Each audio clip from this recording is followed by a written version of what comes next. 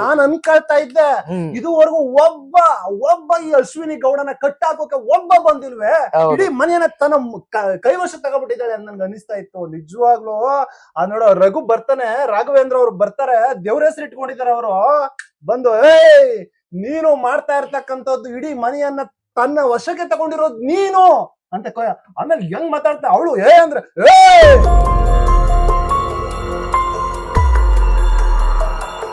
ಕರವೇಲ್ ಕೆಲಸ ಮಾಡ್ತಾ ಇದ್ದಾರೆ ಅಂತ ಹೇಳ್ತಿರಲ್ಲ, ಕರವೇಲ್ ಕೆಲಸ ಮಾಡ್ತಕ್ಕಂತ ಒಂದು ನಿಷ್ಠಾವಂತ ಮಹಿಳೆ ಆಗಿದ್ದಿದ್ರೆ ಯಮನ್ ಬಾಯಲ್ಲಿ ಹೋದಾಗ್ಲಿಂದ ಬರೀ ಇಂಗ್ಲಿಷ್ ನಲ್ಲೇ ಏನ್ ದಬಾಕ್ತಾ ಇತ್ತಲ್ಲ ಮಾತುಗಳನ್ನ, ಇಂಗ್ಲಿಷ್ ನಲ್ಲೇ ಬರೀ ಬಡ್ಕಂತ ಇತ್ತಲ್ಲ ಯಮ್ಮ. ಆ ಕರವೇ ಸಂಘದಲ್ಲಿ ನಾನು ಹಂಗೆ ಹಿಂಗೆ ಹಂಗ್ ಮಾಡಿದೀನಿ ಹಿಂಗ್ ಮಾಡಿ, ಕರ್ನಾಟಕನ ಕರವೇ ಸಂಘದಲ್ಲಿ ಇರ್ತಕ್ಕಂತ ನೀವೇ ಉಳಿಸ್ತಾ ಇಲ್ಲ ಅಂದ್ರೆ ಅಶ್ವಿನಿ ಗೌಡ ಅವ್ರೆ, ಬೇರೆಯವ್ರಿಗೆ ಹೇಳುವಂತ ನೈತಿಕತೆ ನಿಮ್ಗೆ ಏನ್ರಿ ಐತೆ? ನೀವೇ ಕನ್ನಡನ ಕರೆಕ್ಟ್ ಆಗಿ ಮಾತಾಡ್ತಾ ಇಲ್ಲ, ಬರೀ ಇಂಗ್ಲಿಷ್ ನಲ್ಲಿ ಸ್ಟುಪಿಡ್ ಅದು ಇದು ಬದ್ನೆಕಾಯಿ ಅಂದ್ಕೊಂಡ್ ಕುತ್ಕೊಂಡಿರೋರು ನೀವು.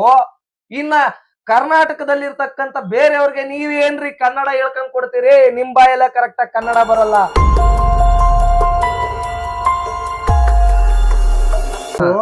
ಗಿಲ್ಲಿ ಇನ್ನು ಅದ್ಭುತವಾದ ಆಟವನ್ನ ಆಡ್ತಾ ಇದ್ದ ಗಿಲ್ಲಿ. ಮಟ್ಟ ಹಾಕುವಂತ ಪ್ರಯತ್ನ ನಡೆದಿದೆ. ನಮ್ಗೆ ಕಾಣಿಸಿರ್ತಕ್ಕಂತ ಕೆಲವು ಎಪಿಸೋಡ್ಗಳ ಅದ್ರಲ್ಲೇ ಗೊತ್ತಾಗಿದೆ ಆಯ್ತಾ. ಇನ್ನು ಕಾಣಿಸ್ತಾ ಇರ್ತಕ್ಕಂಥ ಎಪಿಸೋಡ್ ಬೇಜನ್ ಕಟ್ ಮಾಡಿ ಬಿಸಾಕಿದ್ದಾರೆ. ಯಾಕಂದ್ರೆ 24 ಗಂಟೆ ನಡೀತಕ್ಕಂತ ಎಪಿಸೋಡ್ ಅಲ್ಲಿ ನಮಗ್ ತೋರಿಸ್ತಕ್ಕಂಥದ್ದು ಬರೀ 1 ಗಂಟೆಯ ಎಪಿಸೋಡ್ ಮಾತ್ರ ಅಲ್ವಾ. ಇಲ್ಲಿ ನೋಡಿ, ನೀವು ಅರ್ಥ ಮಾಡ್ಕೋಬಹುದು ಇದೇ ಅಶ್ವಿನಿ ಗೌಡ ಯಾವ ಮಟ್ಟಿಗೆ ಇಡೀ ಮನೆಯನ್ನ ತನ್ನ ಕಂಟ್ರೋಲ್ ತಗೊಂಡಿದ್ಲು ಅಂತಂದ್ರೆ, ಕಾಕ್ರೋಚ್ ಸುದಿ ಒಬ್ಬ ವಿಲನ್ ಸಿನಿಮಾದಲ್ಲಿ ಯಾವ ಮಟ್ಟಿಗೆ ಆರ್ಭಟಿಸ್ತಾ ಇದ್ದ ಸಿನಿಮಾಗಳಲ್ಲಿ ಅಂತ ಇವನು ಏನು ಮಾಡಕ್ಕಾಗ್ಲಿಲ್ಲ.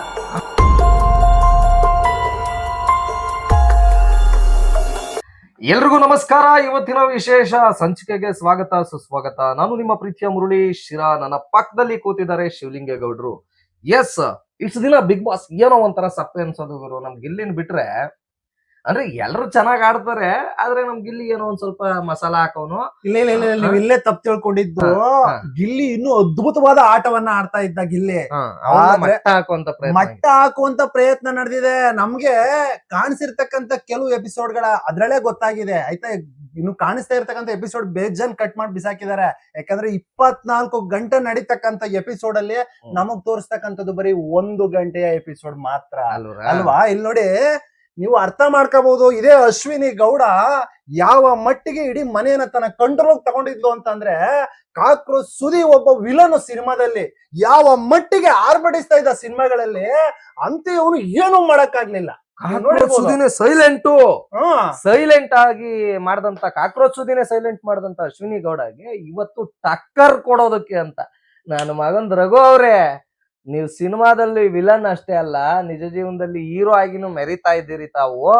ಆದ್ರೆ ಬಿಗ್ ಬಾಸ್ ಮನೇಲಿ ಕೊಟ್ಟಿದ್ದೀರಿ ನೋಡಿ ಇವತ್ತು ಜಸ್ಟ್ ಪ್ರೋಮೋಲ್ಲೇನೆ ನನ್ನ ಮಗಂದ್ ಹಳ್ಳಾಡಿಸ್ಬಿಟ್ಟಿದ್ದೀರಿ ನೋಡ್ರೆ. ಅದ್ರ ಬಗ್ಗೆ ಸೂಪರ್. ಇವತ್ತು ಏನದು ಎಪಿಸೋಡ್ ನೋಡ್ತಾ ಇದ್ರೆ ನಿಜವಾಗ್ಲೂ ನಾನ್ ಅನ್ಕೊಳ್ತಾ ಇದ್ದೆ ಇದುವರೆಗೂ ಒಬ್ಬ ಈ ಅಶ್ವಿನಿ ಗೌಡನ ಕಟ್ಟಾಕೋಕೆ ಒಬ್ಬ ಬಂದಿಲ್ವೇ, ಇಡೀ ಮನೆಯನ್ನ ತನ್ನ ಕೈವಶ ತಗೊಬಿಟ್ಟಿದ್ದಾಳೆ ಅಂತ ನನ್ಗೆ ಅನಿಸ್ತಾ ಇತ್ತು. ನಿಜವಾಗ್ಲೂ ನೋಡೋ ರಘು ಬರ್ತಾನೆ, ರಾಘವೇಂದ್ರ ಅವ್ರು ಬರ್ತಾರೆ, ದೇವ್ರ ಹೆಸರು ಇಟ್ಕೊಂಡಿದ್ದಾರೆ ಅವರು ಬಂದು, ನೀನು ಮಾಡ್ತಾ ಇರ್ತಕ್ಕಂಥದ್ದು ಇಡೀ ಮನೆಯನ್ನ ತನ್ನ ವಶಕ್ಕೆ ತಗೊಂಡಿರೋದು ನೀನು ಅಂತ ಆಮೇಲೆ ಹೆಂಗ್ ಮಾತಾಡ್ತಾ ಅವಳು ಅಂದ್ರೆ ಏನ್ರಿ ಹೌದೌದು ಅಲ್ಲ ಅದೊಂದು. ಮತ್ತೆ ಇಡೀ ಮನೆಗೇನೆ ಎಚ್ಚರಿಸಿದ್ದಾರೆ ಇವತ್ತು. ಅಂದ್ರೆ ನಿದ್ದೆಲಿದ್ದವ್ರು ಗೆಬ್ಬಿಸ್ ನಿಲ್ಸ್ಬಿಟ್ಟಿದ್ದಾರೆ ಅನ್ನೋ ತರದಲ್ಲಿ ಕೊಟ್ಟಿದ್ದಾರೆ. ಎಲ್ರು ಮಲಿಕಂಡ್ ಆಡಿದ್ ಸಾಕು, ಎದಳಿ ಮೇಲೆ ಅಂತ ಅನ್ಬಿಟ್ಟು ಧ್ರುವಂತನವ್ರ ತಲೆ ಮೇಲೆ ತುಂಬಾ ನೀರು ಹೋಯ್ತಾರೆ ಗೊತ್ತಾ. ಇವತ್ತಿನಿಂದ ನಿಜವಾದಂತ ಆಟ ಶುರು ಆಗತ್ತೆ ಅನ್ನೋದ್ರಲ್ಲಿ ಯಾವ್ದೇ ಸಂದೇಹ ಇಲ್ಲ. ಏನು ನೋಡಿ, ಆಮೇಲೆ ಇನ್ನೊಂದ್ ಪಾಯಿಂಟ್ ನಿಮ್ಗೆ ನಾನು ಹೇಳಲೇಬೇಕು. ಯಾವಾಗ ಇವಳ ಒಂದು ಗ್ರಹಚಾರ ಸ್ಟಾರ್ಟ್ ಆಯ್ತು, ಅಶ್ವಿನಿ ಗೌಡ ಗ್ರಹಚಾರ ಅಂತ ಅಂದ್ರೆ, ಯಾವಾಗ ರಕ್ಷಿತಾಗೆ ಮುಚ್ಚು ಬಾಯಿ ಅಂತ ಯಾವಾಗ ಸ್ಟುಪಿಡ್ ಅಂತ ಅಂದ್ಲು ನೋಡ್ರಿ, ಅವಳಿಗೆ ಆ ಯಮ್ಮ ಅಂದ್ರೆ ಕೋಪ ಬಂದ್ಬಿಡುತ್ತೆ. ಯಾರೋ ಕಾಕ್ರೋಚ್ ಸುದಿ, ನೋಡಪ್ಪ ನೀನು ಆ ಯಮ್ಮ ಅನ್ಬೇಡ ಅಂತ ಅಂತಾಳೆ. ಆ ಯಮ್ಮ ಅಂದ್ರೆ ಏನ್ರಿ, ನಮ್ ಕಡೆ ಮಂಡ್ಯ ಕಡೆ ಆ ಯಮ್ಮ ಅಯ್ಯಪ್ಪ ಅಂತ ಅಂತಾರೆ. ಅಂದ್ರೆ ಯಮ್ಮ ಅಂದ್ರೆ ಅಮ್ಮ ಅಂತ. ಅಮ್ಮ ಅನ್ನೋದು ರೆಸ್ಪೆಕ್ಟ್ಫುಲ್ ಪದ, ಅದು ಗೌರವ ಕೊಡ್ತಕ್ಕಂತ ಪದ. ಆ ಪದನ ಅವಳು ವಿರೋಧಿಸ್ತಾಳೆ ಆಯ್ತಾ. ಆದ್ರೆ ಅವಳ ಬಾಯಲ್ಲಿ ಮಾತ್ರ ಸ್ಟುಪಿಡ್. ಏನ್ರಿ ಅದೇ ಕನ್ನಡದಲ್ಲಿ ಬೈತಾ ಇಲ್ಲ ಅಮ್ಮ, ಕನ್ನಡದಲ್ಲಿ ಹೇಳ್ತಾ ಇಲ್ಲ. ಕನ್ನಡದಲ್ಲಿ ಅಯ್ಯಮ್ಮ ಅಂದಿದ್ನ ತಪ್ಪು ಅಂತ ಏನು ಬಿಂಬಿಸೋ ಅಂತ ಅಶ್ವಿನಿ ಗೌಡಗೆ ಸ್ಟುಪಿಡ್ ಅನ್ನೋದಕ್ಕೆ ರೈಟ್ಸ್ ಕೊಟ್ಟವ್ರು ಯಾರು?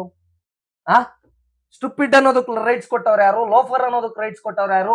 ನೀನ್ ಜಾಸ್ತಿ ಆಡಂಗಿಲ್ಲ, ಈ ಮನೇಲಿ ಜಾಸ್ತಿ ಆಡಿದ್ಯ ಅಂದ್ರೆ ಓಡಿಸ್ಬಿಡ್ತೀನಿ ಅನ್ನೋದಕ್ಕೆ ನಿಮ್ಗೆ ರೈಟ್ಸ್ ಯಾರಮ್ಮ ಕೊಟ್ರು? ಹಾಕೊಂಡು ಇನ್ನೊಂದು ನನಗ್ ಬೇಜಾರಿನ ಸಂಗತಿ ಆಗಿದ್ದು ಅಂದ್ರೆ ನಮ್ ಸುದೀಪ್ ಅಣ್ಣ ಹಾಕೊಂಡು ಗುಮ್ಮಿದ್ರು, ಅದ್ರಲ್ಲಿ ಬೇರೆ ಡೌಟ್ ಇಲ್ಲ, ಸರಿಯಾಗಿ ರುಬ್ಬಿದ್ದಾರೆ. ಆದ್ರೆ ಇದೇ ತರ ಸಿಚುವೇಶನ್ ಒಂದ್ ಆಗತ್ತೆ. ಹುಚ್ಚ ವೆಂಕಟ್ ಅವ್ರಿಗೆ ಸುದೀಪ್ ಅಣ್ಣ ಅಂದ್ರೆ ಸ್ವಲ್ಪ ಅತಿರೇಕದ ವರ್ತನೆ ತೋರಿಸಿದ ಆಯಪ್ಪ ಬಿಡಿ, ಯಾರು ಹುಚ್ಚ ವೆಂಕಟ್ ಏನು ದೊಡ್ಡ ಇವನಲ್ಲ, ಅತಿರೇಕದ ವರ್ತನೆ ತೋರಿಸಿದ್ದಕ್ಕೆ ಸುದೀಪ್ ಅಣ್ಣ ನಮ್ಮ ಮನೆ ಕಂಟೆಸ್ಟೆಂಟ್ ನ ಏನಾದ್ರು ಅನ್ನೋದಕ್ಕೆ ನಿಮ್ಗೆ ಯಾವನ್ರಿ ಪರ್ಮಿಷನ್ ಕೊಟ್ಟವನು? ಯಾವನ್ರಿ ನಿಮ್ಗೆ ಇಲ್ಲಿ ಪರ್ಮಿಷನ್ ಕೊಟ್ಟವನ ಹಂಗೆ ಹಿಂಗೆ ಅಂತ ಸುದೀಪ್ ಅಣ್ಣ ರುಚಿಗೆ ಎದ್ಬಿಟ್ಟಿದ್ರು. ಆಗ ಒಂಥರ ಬಿಗ್ ಬಾಸ್ ಮನೆನೆ ಸ್ಟನ್ ಆಗಿ ಹೋಗ್ಬಿಟ್ಟಿತ್ತು, ಹಂಗ್ ಕೊಟ್ಟಿದ್ರು ಟಕ್ಕರ್ನ. ಆದ್ರೆ ಅಶ್ವಿನಿ ಗೌಡ ಅವ್ರಿಗೆ ಅದೇನೋ ಅಂತಾರಲ್ಲ, ಅಂದ್ರೆ ಅವ್ರು ಸುದೀಪ್ ಅಣ್ಣ ಬ್ರಿಲಿಯಂಟ್ ಅನ್ನೋದಕ್ಕೆ ಇದು ಒಂದ್ ಸಾಕ್ಷಿ ನೋಡಿ. ದಡ್ಡನ್ಗೆ ದೊಣ್ಣೆ ಪೆಟ್ಟಾದ್ರೆ ಬುದ್ಧಿವಂತನಿಗೆ ಮಾತಿನ ಪೆಟ್ಟು ಅಂತಾರಲ್ಲ, ಹಂಗೆ ದಡ್ಡ ಆಗಿದ್ದ ಹುಚ್ಚ ವೆಂಕಟ್ಗೆ ಮಾತ್ನಲ್ಲೇ ಓವರ್ ಆಗಿ ಒಡೆಯೋ ತರದಲ್ಲೇ ಟಕ್ಕರ್ ಕೊಟ್ರು. ನಮ್ಮ ಹತ್ರ ಬೇಡ ಇವೆಲ್ಲನ ಅಂತಾನ. ಮತ್ತೆ ಈಗ ಅಶ್ವಿನಿ ಗೌಡಗೆ ಈ ತರ ಟಕ್ಕರ್ ಕೊಟ್ರು, ಅದು ಇನ್ನೊಂದು ವಿಶೇಷ ನೋಡಿ. ಈ ಅಶ್ವಿನಿ ಗೌಡ ಬಗ್ಗೆ ನಿಮ್ಗೆ ಇನ್ನೊಂದು ನೀವು ಅಬ್ಸರ್ವ್ ಮಾಡಿರ್ಬೋದು, ಏನು ಅಂತಂದ್ರೆ ಈಕೆ ಕರ್ನಾಟಕ ರಕ್ಷಣಾ ವೇದಿಕೆಯಲ್ಲಿ ಕನ್ನಡಕ್ಕೋಸ್ಕರ ದುಡಿತಾ ಇರ್ತಕ್ಕಂಥ ಮಹಿಳೆ, ಹೊರಗಡೆ ಕರವೇಲಿ ಕೆಲಸ ಮಾಡ್ತಾ ಇರ್ತಕ್ಕಂಥ ಮಹಿಳೆ. ಕರವೇಲ್ ಕೆಲಸ ಮಾಡ್ತಾ ಇದಾರೆ ಅಂತ ಹೇಳ್ತಿರಲ್ಲ, ಕರವೇಲ್ ಕೆಲಸ ಮಾಡ್ತಕ್ಕಂತ ಒಂದು ನಿಷ್ಠಾವಂತ ಮಹಿಳೆ ಆಗಿದ್ದಿದ್ರೆ ಯಮನ್ ಬಾಯಲ್ಲಿ ಹೋದಾಗ್ಲಿಂದ ಬರೀ ಇಂಗ್ಲಿಷ್ ನಲ್ಲೇ ಏನ್ ದಬಾಕ್ತಾ ಇತ್ತಲ್ಲ ಮಾತುಗಳನ್ನ, ಇಂಗ್ಲಿಷ್ ನಲ್ಲೇ ಬರೀ ಬಡ್ಕಂತ ಇತ್ತಲ್ಲ ಯಮ್ಮ. ಆ ಕರವೇ ಸಂಘದಲ್ಲಿ ನಾನು ಹಂಗೆ ಹಿಂಗೆ ಹಂಗ್ ಮಾಡಿದೀನಿ ಹಿಂಗ್ ಮಾಡಿ, ಕರ್ನಾಟಕನ ಕರವೇ ಸಂಘದಲ್ಲಿ ಇರ್ತಕ್ಕಂತ ನೀವೇ ಉಳಿಸ್ತಾ ಇಲ್ಲ ಅಂದ್ರೆ ಅಶ್ವಿನಿ ಗೌಡ ಅವ್ರೆ, ಬೇರೆಯವ್ರಿಗೆ ಹೇಳುವಂತ ನೈತಿಕತೆ ನಿಮ್ಗೆ ಏನ್ರಿ ಐತೆ? ನೀವೇ ಕನ್ನಡನ ಕರೆಕ್ಟ್ ಆಗಿ ಮಾತಾಡ್ತಾ ಇಲ್ಲ, ಬರೀ ಇಂಗ್ಲಿಷ್ ನಲ್ಲಿ ಸ್ಟುಪಿಡ್ ಅದು ಇದು ಬದ್ನೆಕಾಯಿ ಅಂದ್ಕೊಂಡ್ ಕುತ್ಕೊಂಡಿರೋರು ನೀವು. ಇನ್ನ ಕರ್ನಾಟಕದಲ್ಲಿ ಇರ್ತಕ್ಕಂತ ಬೇರೆಯವ್ರಿಗೆ ನೀವೇನ್ರಿ ಕನ್ನಡ ಹೇಳ್ಕೊಂಡ್ ಕೊಡ್ತೀರಿ? ನಿಮ್ ಬಾಯೆಲ್ಲ ಕರೆಕ್ಟ್ ಆಗಿ ಕನ್ನಡ ಬರಲ್ಲ. ಮತ್ತೆ ಇನ್ನೊಂದು ವಿಚಾರ ಈ ಅಮ್ಮನ ಬಗ್ಗೆ ಮಾತಾಡ್ಲೇಬೇಕು. ಮೊನ್ನೆ ಎಸ್ ಅಂತ ಆ ಜನಗಳನ್ನ ಕಂಡ್ರೆ ಆಗಲ್ಲ ಅಂತ ಅಂದ್ಬಿಟ್ಟು ಒಂದು ಮಾತಾಡ್ತಾ ಅಮ್ಮ, ಗೊತ್ತಿದ್ಯಾ ನಿಮ್ಗದು? ಏನ್ ಅಂದ್ಕೊಂಡ್ಬಿಟ್ಟೈತೆ ಅಮ್ಮ ಅಂತ ಜನಗಳ ಬಗ್ಗೆ? ಏನ್ರಿ ಅಂದ್ಕೊಂಡ್ಬಿಟ್ಟೈತೆ? ಇದ್ರ ಬಗ್ಗೆ ಯಾರು ಧ್ವನಿ ಎತ್ತಿಲ್ಲ, ಇದೇನ್ ಅಂತ ದೊಡ್ಡ ಹೈಲೈಟ್ ಆಗಿಲ್ಲ ಅನ್ನೋ ತರದಲ್ಲಿ ಥಿಂಕ್ ಮಾಡ್ತಾ ಇರ್ಬೋದು. ಎಸ್ ಅಂತ ಜನಗಳ ಕಂಡ್ರೇನೆ ಆಗಲ್ಲ ಅಂದ್ರೆ ಏನ್ ಅರ್ಥ? ಈ ಅಮ್ಮಂಗಂದ್ರೆ ಈ ಅಮ್ಮನ ಹತ್ರ ಕೋಟಿ ಕೋಟಿ ದುಡ್ಡು ಐತೆ, 150 ಮನೆ ಬಾಡಿಗೆ ಬರ್ತದೆ, ಆ ರೋಡಿಗೆ ಇವ್ರ ತಂದೆಯವ್ರ ಹೆಸರಿಟ್ಟಿದಾರೆ. ನಿಮ್ ತಂದೆಯವ್ರು ಮಾಡಿದ್ದಂತ ಪುಣ್ಯದ ಕೆಲಸ ಅದು. ನೀವೇನ್ ಮಾಡಿದಿರಿ? ನಿಮ್ ತಂದೆಯವ್ರು ಮಾಡಿರ್ತಕ್ಕಂಥ ಪುಣ್ಯದ ಕೆಲಸದಿಂದನ ನಿಮ್ಗೊಂದ್ ಸ್ವಲ್ಪ ಪಾಲ್ ಸಿಕ್ಕಿರ್ಬೋದೇನೋ, ಆಯ್ತಾ? ಮತ್ತೆ ಏನೋ ಖಡಕ್ ಆಗಿದ್ದಾರೆ, ಏನೇ ಆದ್ರೂ ಮಾತಾಡ್ಬಿಡ್ತಾರೆ ಅಂತ ಅನ್ಬಿಟ್ಟು ನಿಮ್ ಮನೆಯಲ್ಲಿ ನಿಮ್ಗೇನೋ ಇದನ್ ಮಾಡಿರ್ಬೋದು, ಅದ್ ನಿಮ್ಮ ವೈಯಕ್ತಿಕ ವಿಚಾರ. ಆದ್ರೆ ಬಿಗ್ ಬಾಸ್ ನಲ್ಲಿ ಕರೆಕ್ಟ್ ಆಗಿ ಕನ್ನಡ ಮಾತಾಡೋದಕ್ ಬರಲ್ವಲ್ಲಮ್ಮ ನಿಮ್ ಬಗ್ಗೆ ನಿಮ್ಗೆ? ಇನ್ ಏನಮ್ಮ ಬೇರೆಯವ್ರಿಗೆಲ್ಲ ನೀನ್ ಇದನ್ ಮಾಡೋಂಥದ್ದು? ಕರೆಕ್ಟ್ ಆಗಿ ಕನ್ನಡನೇ ಮಾತಾಡೋದಕ್ ಬರಲ್ಲ, ಇನ್ನೇನ್ ಮಾಡ್ತೀರಿ ನೀವು? ಆ ತರ ಕನ್ನಡ ಅನ್ನೋದನ್ನ, ಕನ್ನಡ ರಕ್ಷಣಾ ವೇದಿಕೆಯಲ್ಲಿ ಇದ್ದೀನಿ ನಾನು ಹಂಗೆ ಹಿಂಗೆ ಅಂತ ಅನ್ಬಿಟ್ಟು ಕರವೇಲಿ ಇದ್ದೀನಿ ಅಂತ ಹೇಳುವಂತ ಒಬ್ರು ಅಶ್ವಿನಿ ಗೌಡ ಅವ್ರಿಗೆ ಕನ್ನಡನ ಅಲ್ಲಿ ಒಂದೊಂದು ಭಾಷೆ ಒಂದೊಂದು ಪದಗಳ ಬಳಕೆ ಮಾಡ್ಬೇಕಾದ್ರೂ ನೀವು ಕನ್ನಡದಲ್ಲೇ ಮಾತಾಡ್ಬೇಕಾಗಿತ್ತು ನೀವು. ಯಾಕೆ ಅಂತಂದ್ರೆ ಕರವೇ ಸಂಘದ ಅಧ್ಯಕ್ಷರು ನಾರಾಯಣ ಗೌಡ್ರು ಪ್ರತಿ ಒಂದು ವಿಚಾರಧಾರಣೆಗಳನ್ನು ಕೂಡ ಕನ್ನಡದಲ್ಲೇ ಅರ್ಪಿಸ್ತಕ್ಕಂಥ ಪ್ರಯತ್ನ ಮಾಡ್ತಾರೆ. ಆದ್ರೆ ನೀವು ನಾವು ಕನ್ನಡ ಏನು ಕರವೇ ಸಂಘದಲ್ಲಿ ಇದ್ದೀನಿ, ಕರವೇ ರಾಜ್ಯಾಧ್ಯಕ್ಷ ಏನು ಇದು ಅಂತ ಅನ್ಬಿಟ್ಟು ನೀವ್ ಹೇಳೋ ಅಂತವ್ರು ಕನ್ನಡನೇ ಕರೆಕ್ಟ್ ಆಗಿ ಮಾತಾಡ್ತಾ ಇಲ್ಲ. ನೀವು ಅಲ್ಲಿ ಸ್ಟುಪಿಡ್ ಓವರ್ ಆಯ್ತು ನಿಂದು. ಅದು ಏನಮ್ಮ, ನೀನ್ ಒಂದೇ ಒಂದು ಪದ ಬಳಕೆ ಮಾಡಿದ್ರು ಕನ್ನಡದಲ್ಲೇ ಮಾಡ್ಬೇಕಾಗಿತ್ತು ನೀನು. ಅದು ನೀನ್ ಕರ್ಸಿರೋ ಉದ್ದೇಶನೇ ಅದು. ನೀನ್ ಯಾವ್ದು ಆಕ್ಟಿಂಗ್ ಮಾಡಿದ್ಯಲ್ಲ, ಆಕ್ಟಿಂಗ್ ಅಲ್ಲಿ ನೀನೇನು ಆಕ್ಟಿಂಗ್ ಮಾಡಿಲ್ಲ ಜಾಸ್ತಿ. ನೀನು ರಾಜವಲಿ ಸಿನಿಮಾದಲ್ಲೂ ಕಾಣಿಸ್ಕೊಂಡಿರೋದು 2 ಸೀನ್ 3 ಸೀನು, ಮತ್ತೆ ಸೀರಿಯಲ್ ಅಲ್ಲಿ ಮಾಡಿರ್ಬೋದೇನೋ 4-5 ಒಂದು 10 ಸೀರಿಯಲ್ ಆಗಿರ್ಬೋದಾ, ಬೇಡ 50 ಆಗಿರ್ಬೋದಾ. ನೀನು ಕರೆಸ್ಕೊಂಡಿರೋದು ಕರ್ನಾಟಕದ ಕರವೇ ಸಂಘದ ಒಂದು ರಾಜ್ಯಾಧ್ಯಕ್ಷನ ಏನೋ ತಗೊಂಡಿರೋ ಪೋಸ್ಟಿಗೋಸ್ಕರನ ನೀನು ಕರೆಸ್ಕೊಂಡಿರೋದು, ಏನೋ ಮಾಡ್ತಾರೆ ಅಂತ. ಆದ್ರೆ ನೀನೇನಮ್ಮ ನೀನ್ ಕನ್ನಡನೇ ಮಾತಾಡ್ತಾ ಇಲ್ಲ. ಎಸ್ ಗೌಡ್ರೆ, ಎಸ್ ನೋಡಿ. ಆಮೇಲೆ ನೀವು ಈಕೆನ ಚೆನ್ನಾಗಿ ಅಬ್ಸರ್ವ್ ಮಾಡಿರ್ಬಹುದು. ಎಲ್ಲಿ ಅಂತ ಅಂದ್ರೆ ಈಕೆಗೆ ಹೊರಗಡೆ ಆಕೆನೆ ಒಂದು ಇಂಟರ್ವ್ಯೂಗಳಲ್ಲಿ ಹೇಳ್ಕೊಂಡಿದ್ದಾಳೆ, 150 ಮನೆ ಇದೆ, ಅದಕ್ಕಿಂತ ಅಧಿಕವಾಗಿ ನಾನು ಬಾಡಿಗೆಗಳಿಗೆ ಬಿಟ್ಟಿದ್ದೀನಿ, ಲಕ್ಷಾಂತರ ರೂಪಾಯಿ ಬರುತ್ತೆ, ಕೋಟ್ಯಾದಿ ಕುಳ ಇವಳು. ಆದ್ರೆ ಬಿಗ್ ಬಾಸ್ ಮನೇಲಿ ಹಾ. ಯಾವ ಮಟ್ಟಿಗೆ ಸ್ವಾರ್ಥ, ಯಾವ ಮಟ್ಟಿಗೆ ಹೆಮ್ಮಾರಿತನ ಅಂತ ಅಂದ್ರೆ ಯಾರಾದ್ರೂ ಗೆದ್ದು ಬಿಡ್ತಾರನೋ. ಉದಾಹರಣೆಗೆ ರಕ್ಷಿತನೇ ತಗೊಳ್ಳಿ. ರಕ್ಷಿತಾ ನೋಡಿ ನೋಡಿ, ರಕ್ಷಿತಾ ಪಾಪ ಅವಳು ಹೋಗ್ಬಿಟ್ಟು ಕಂಟೆಂಟ್ ನೀಡ್ತಾ ಇದ್ದಾಳೆ. ಅಲ್ಲೆಲ್ಲ ಬಾತ್ರೂಮ್ ಕಡೆ ಎಲ್ಲ ಹೋಗ್ಬಿಟ್ಟು ಮೈಕಲ್ ಇದ್ರಲ್ಲಿ ಕ್ಯಾಮ್ರಾದಲ್ಲಿ ಕಂಟೆಂಟ್ ನೀಡ್ತಾ ಇದ್ದಾಳೆ. ಅದ್ಭುತವಾಗಿ ಕಂಟೆಂಟ್ ನೀಡ್ತಾ ಇದ್ದಾಳೆ. ನೆಕ್ಸ್ಟ್ ಇವಳು ಗೆದ್ದು ಬಿಡ್ತಾಳೆ. ಇವಳು ಏನಾದ್ರು ಮಾಡಿ ಕಟ್ಟಾಕ್ಬೇಕು ಅನ್ನೋ ಒಂದು ಉದ್ದೇಶದಿಂದ ಆಕೆಯ ಮೇಲೆ ಏನೋ ಏನೋ ಆ ರೀತಿ ದರ್ಪ ತೋರಿಸ್ತಾಳೆ. ಅಂದ್ರೆ ನೋಡಿ ಏನ್ ಸ್ವಾರ್ಥ ರೀ ಇವಳಿಗೆ, ಏನ್ ಸ್ವಾರ್ಥ ಇವಳಿಗೆ. ಬಿಗ್ ಬಾಸ್ ಮನೇಲಿ ಈ ತರ ಸ್ವಾರ್ಥತೆ ಇಟ್ಕೊಂಡಿರ್ತಕ್ಕಂತ ಅಶ್ವಿನಿ ಗೌಡಗೆ ಇನ್ನು ಹೊರಗಡೆಗೆ ಎಷ್ಟು ಸ್ವಾರ್ಥತೆ ಇರ್ಬೋದು. ಬಿಗ್ ಬಾಸ್ ಮನೇಲೇನೆ ಈ ತರದಲ್ಲಿ ಉದ್ವೇಗಕ್ಕೊಳಗಾಗೋದೇನು. ಪಾಪ ಅಲ್ಲಿ ಕಂಟೆಸ್ಟೆಂಟ್ಗಳು ನಮ್ ಜೊತೆಗೆ ಏನೋ ಪ್ರತಿಸ್ಪರ್ಧಿಯಾಗಿ ಬಂದಿರತಕ್ಕಂತ ಕಂಟೆಸ್ಟೆಂಟ್ಗಳು ಅವ್ರಿಗೆ ನಾವು ರೆಸ್ಪೆಕ್ಟ್ ಕೊಡಬೇಕು ಅನ್ನೋ ಒಂದು ಬೇಸಿಕ್ ಸೆನ್ಸ್ ಇಲ್ದೆ ಮಾತಾಡ್ತಾರೆ ಅಂದ್ರೆ ಈ ಅಮ್ಮ ಕರ್ಕೊಂಡವ್ರು ಯಾರ್ರಿ ಇಂಥವ್ರನ್ನೆಲ್ಲನ. ಹಿಂಗೆಲ್ಲ ಹೋಗ್ಬಿಟ್ಟು ಇಡೀ ನಮ್ ಕರ್ನಾಟಕದ ಕರವೇ ಸಂಘದ ಮಾನ ಮರ್ಯಾದೆ ತೆಗಿತಕ್ಕಂತ ಕೆಲಸ ಮಾಡ್ತಾ ಇದ್ದಾರೆ ಇವರು. ಯಾರ್ರಿ ಕರ್ಕಂತಾರ ಇಂಥವ್ರನ್ನ? ಯಾಕ್ರಿ ಕರ್ಕೋಬೇಕಿಂತವ್ರನ್ನ? ಪ್ರಾಮಾಣಿಕವಾಗಿ ಸೇವೆ ಮಾಡ್ಕೊಂಡ್ ಬಂದಿದೆ ಕರವೇ ಸಂಘದ ಒಂದು ರಾಜ್ಯಾಧ್ಯಕ್ಷ, ಏನು ನಮ್ಮ ಸಂಘದ ಇವರು ಅಧ್ಯಕ್ಷರು ಎಲ್ಲಾರು. ಮತ್ತೆ ಅಲ್ಲ ಅಧ್ಯಕ್ಷರು ಅಂತಾನಲ್ಲ, ಪದಾಧಿಕಾರಿಗಳಾಗ್ಬೋದು, ಉಪಾಧ್ಯಕ್ಷರು, ಇನ್ನೊಬ್ರು ಮತ್ತೊಬ್ರು ಯಾರಿದ್ದಾರೆ ಎಲ್ಲರೂ ನಿಸ್ವಾರ್ಥವಾಗಿ ಸೇವೆ ಮಾಡ್ಕೊಂಡ್ ಬಂದಿದ್ದಾರೆ. ಅಂತವ್ರಿಗೆಲ್ಲ ಕಪ್ಪು ಚುಕ್ಕಿ ಬೆಳ್ದಂಗ ಹೋಗ್ಬಿಡುತ್ತಲ್ರಿ ಇದೆಲ್ಲ. ನೋಡಿ ಈಗ ರಾಜ ಮಾತೆ ಅಂತ ಆಕ್ಚುಲಿ ಒಳಗಡೆ ಹೇಳ್ಕತ್ತಾಳೆ. ಇವಳು ನಿಜವಾದ ರಾಜ ಮಾತೆ ಆಗಿದ್ರೆ ಇವಳು ಕೋಟಿಗೆ ಬಾಳ್ತಾಳಲ್ವಾ ಪಾಪ. ನೋಡಿ ಒಬ್ಬ ಮಲ್ಲಮ್ಮ ಬಡವಿ, ಲಕ್ಷಕ್ ಬಾಳ್ತಕ್ಕಂಥವ್ರು ಅಲ್ಲ ಅವರು, ಆಯ್ತಾ. ಇನ್ನು ರಕ್ಷಿತನು ಅವಳು ಬಡವಿನೇ, ಗಿಲ್ಲಿನೂ ಬಡವನೆ. ನಿಜವಾಗ್ಲೂ ಇವಳು ರಾಜ ಮಾತೆ ಆಗಿದ್ರೆ, ನಿಜವಾಗ್ಲೂ ಕೋಟಿ ಕೂಡ ಆಗಿದ್ರೆ, ಈಕೆ ನಿಜವಾದ ರಾಣಿ ಆಗಿದ್ರೆ ನಿಜವಾಗ್ಲೂ ಏನ್ ಮಾಡ್ಬೇಕಾಗಿತ್ತು ಅಂದ್ರೆ 50 ಲಕ್ಷ ತಾನೆ, ನನಗೆ 1 ತಿಂಗಳಿಗೆ ಬರ್ತಕ್ಕಂತ ಬಾಡಿಗೆ ದುಡ್ಡು, ಅದು ಪಾಪ ಗೆದ್ಕೊಂಡು ಹೋಗ್ಲಿ ಬಿಡಿ ಅನ್ನೋ ಒಂದು ಗುಣನ ತೋರಿಸ್ಬಿಟ್ಟಿದ್ರೆ ಈಕೆ ಬಿಗ್ ಬಾಸ್ ಅಲ್ಲಿ. ಅಲ್ರಿ ತೋರಿಸ್ಬಿಟ್ಟಿದ್ರೆ ಇವಳು ಗೆಲ್ಲೋದು. ನಾನು ಹೇಳ್ತಾ ಇರೋದು ಏನ್ ಗೊತ್ತಾ, ಕರ್ನಾಟಕ ನಾನು ಹೇಳೋದು ನೀವ್ ಹೇಳಿದ್ ಕರೆಕ್ಟ್, ಪಾಯಿಂಟ್ ಔಟ್ ಚೆನ್ನಾಗ್ ಮಾಡಿದೀರಿ. ಆದ್ರೆ ಅಲ್ಲ ಗೆಲ್ಬೇಕು ಅಂತ ನೋಡಿ, ಅಲ್ಲಿ ದುಡ್ಡು ಮ್ಯಾಟರ್ ಆಗಲ್ಲ, ಗೆಲ್ಬೇಕು ಅಂತಾನೆ ಬರೋದು.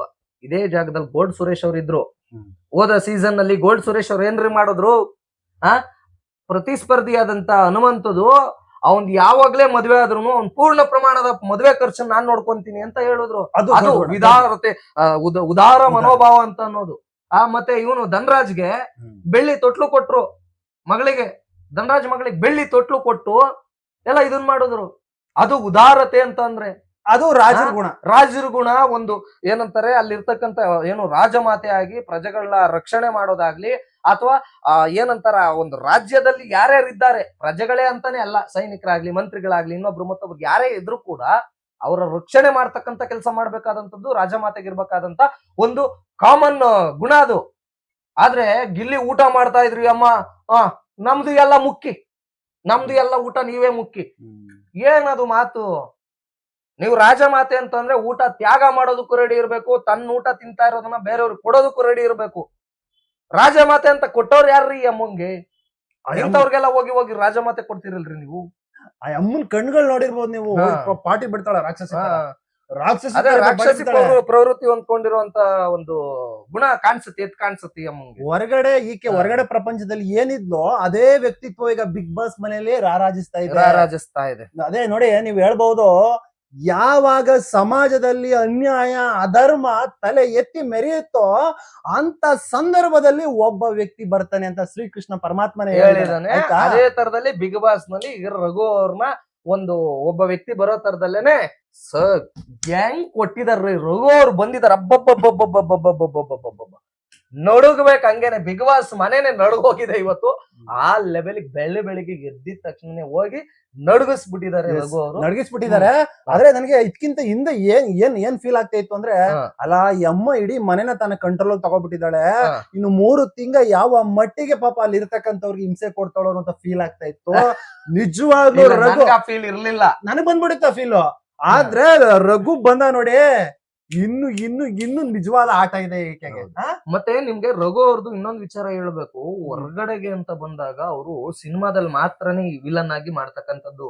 ಹೊರಗಡೆ ಪ್ರಪಂಚದಲ್ಲಿ ಅವರು ತುಂಬಾ ಹೀರೋರ್ಗೆ ಅವರು ಎಷ್ಟೋ ಜನರಿಗೆ ದಾರಿದೀಪ ಆಗಿರ್ತಕ್ಕಂಥವ್ರು ರಘು ಅವರು.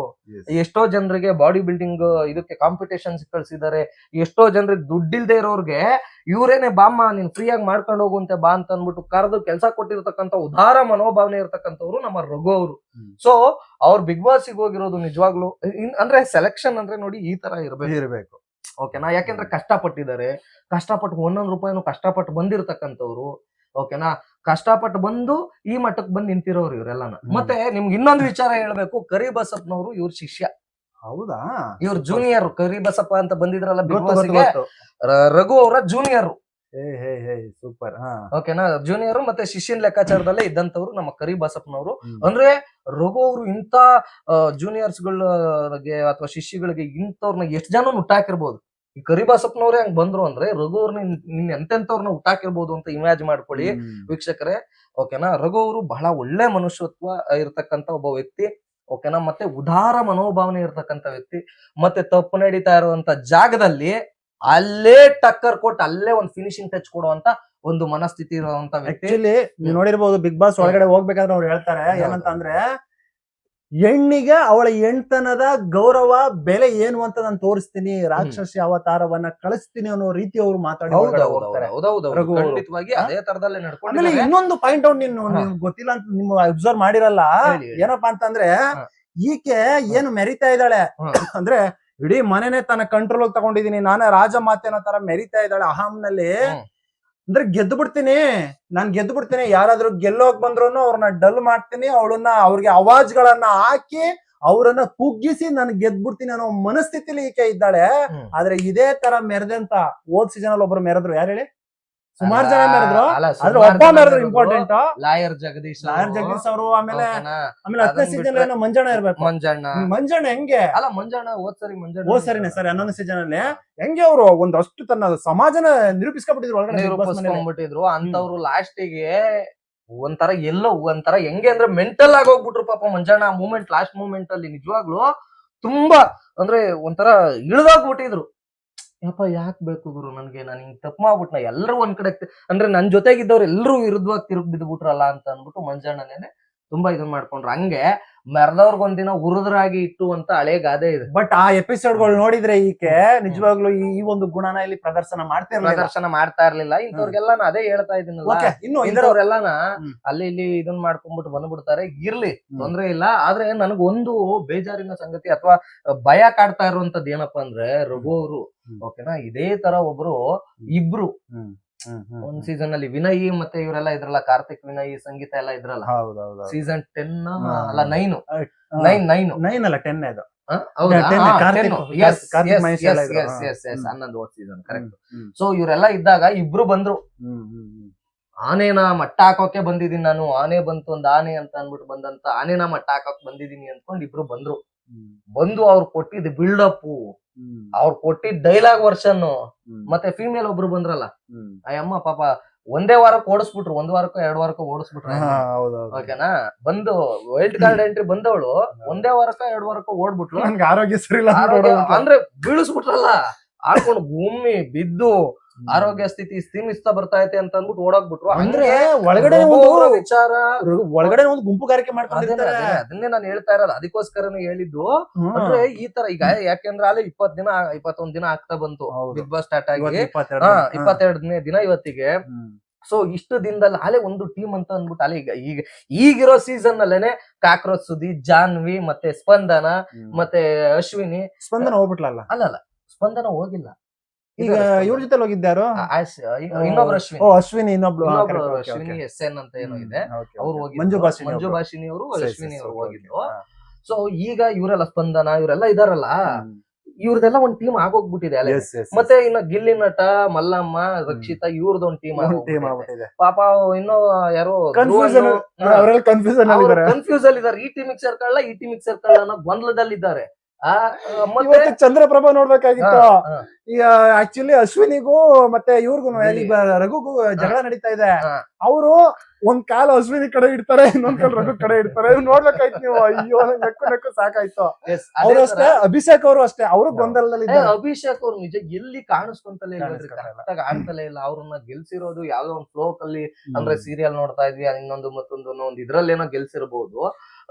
ರಘು ಅವ್ರ ಆಟನೇ ಆಡ್ತಾ ಇಲ್ಲ. ಅಂದ್ರೆ ಅವ್ರ ಒಂದ್ ಸ್ಟ್ರಾಟರ್ಜಿ ಯೂಸ್ ಮಾಡ್ತಾ ಇಲ್ಲ, ಆಟ ಆಡ್ತಾ ಇಲ್ಲ, ಆಟದಲ್ಲಿ ತೋರಿಸ್ಕೊಂತ ಇಲ್ಲ, ಗೇಮಿಂಗ್ ಅಲ್ಲಿ ಯಾವ್ದೇ ಗೇಮಿಂಗ್ ಅಲ್ಲಿ. ಸೊ ಏನ್ ಕತೆನೋ ಗೊತ್ತಿಲ್ಲಪ್ಪ ಅದ್ ಏನಕ್ಕೆ. ಅದಕ್ಕಿನ್ನ ತಗೊಳೋದಕ್ ಹೋದ್ರೆ ಮಂಜು ಭಾಷಿಣಿ ಅವರು ಅಲ್ಲಲ್ಲಿ ಪರವಾಗಿರಲ್ಲ ಅವ್ರೆ. ನನಗೂ ಅವ್ರು ಹೋಗ್ಬಿಟ್ಟ ಮಂಜು ಭಾಷಣ ಅವ್ರು ಹೋದಾಗ ಯಾಕೆ ಅಮ್ಮನ್ ಕಳ್ಸಿದ್ರು, ಅದ್ರ ಬದಲು ಇನ್ನು ಆಟ ಚೆನ್ನಾಗ್ ಆಡದೇ ಇರೋ ತುಂಬಾ ಜನ ಅವ್ರು ಕಳ್ಸೋದಾಗಿತ್ತಲ್ಲ ಅನ್ಸ್ಬಿಡ್ತು. ಖಂಡಿತವಾಗಿ ಸತ್ಯ. ಅದೇ ಅಭಿಗೌಡ ಅವ್ರನ್ನ ಯಾಕೆ ಏನ್ ಕತೆ ನನಗೂ ಗೊತ್ತಿಲ್ಲ. ಅದು ಬಿಗ್ ಬಾಸ್ ಟೀಮೇ ಹೇಳ್ಬೇಕು ಅಥವಾ ಸುದೀಪ್ ಅಣ್ಣ ಬಂದಾಗ್ಲೇ ಹೇಳ್ಬೇಕಾಗುತ್ತೆ. ಆದ್ರೆ ಈ ತರ ಭಯದ ಸನ್ನಿವೇಶ ಇರ್ತಕ್ಕಂಥದ್ದಂತೂ ನನಗ್ ನಿಜ. ಈ ತರ ಇಬ್ರು ಯಾರು ಬಂದಿದ್ರು ಏನು ಸೀಸನ್ 10 ಅಲ್ಲಿ ಬಂದ್ಬಿಟ್ಟು ಓಡಿಸಿದ್ರು, ಓಕೆನಾ, ವಿನಯ್ ಗೌಡನೇ ಎದುರಾಕೊಂಡ್ ಬಂದವನು. ಬಂದಾಗ ನಾನ್ ಬಿಡಲ್ಲ, ನಾನೇನ್ ಮಟ್ಟ ಹಾಕಕ್ ಬಂದಿರೋ ಬಾವುತ ಅಂದ್ಕೊಂಡು. ಸೊ ಇಬ್ರುನು ಹೇಳ್ಕೊಳಕ್ ಹೆಸರಿಲ್ದಂಗ್ ಕಳಿಸ್ಬಿಟ್ರು, ಓಕೆನಾ. ವೈಲ್ಡ್ ಕಾರ್ಡ್ ಎಂಟ್ರಿ ಮೂಲಕ ಬಂದಂತ ಹನುಮಂತ ಒಬ್ನೇ ಗೆದ್ದಿರೋ ಇತಿಹಾಸದಲ್ಲಿ.